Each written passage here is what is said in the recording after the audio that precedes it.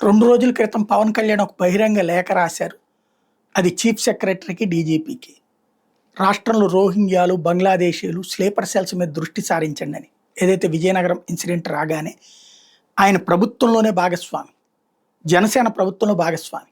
అందుకని నాన్ కాంట్రవర్షియల్లీ నేను పార్టీ అధ్యక్షుడు హోదాలో రాశానని చెప్పారు. ఇప్పుడు అదే పాయింట్ అంటే అంత బాధ్యతగా చెప్పారు ఆయన. తాజాగా పహల్గాం ఉగ్రదాడి నేపథ్యంలో రాష్ట్రంలో స్లీపర్ సెల్స్గా వ్యవహరిస్తున్న వ్యక్తులు గుర్తించేందుకు విచారణ జరపాలని డీజీపీని హైకోర్టు ఆదేశించింది. పిటిషన్లు సమర్పించిన వివరాలు పరిగణలోకి తీసుకుని స్లీపర్ సెల్స్ మీద విచారణ జరిపి నివేదిక ఇవ్వాలని స్పష్టం చేసింది.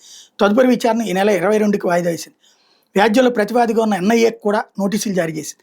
హైకోర్టు న్యాయమూర్తి జస్టిస్ ఎన్ హరినాథ్ ఇటీవల ఉత్తర్వులు ఇచ్చారు.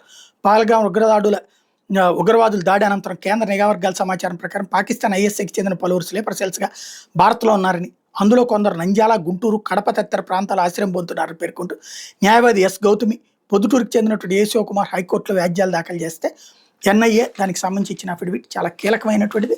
మీడియా, సోషల్ మీడియాల్లో ఎవరైతే బహిరంగంగా హిందూ ద్వేషాన్ని వెళ్ళగక్కడం, భారతదేశ ద్వేషాన్ని వెళ్ళగక్కుతున్నటువంటి వాళ్ళకి విదేశాల నుండి అందే ప్రతినిధి కూడా వాడు దేశద్రోహం అనడానికి సర్టిఫికెటే.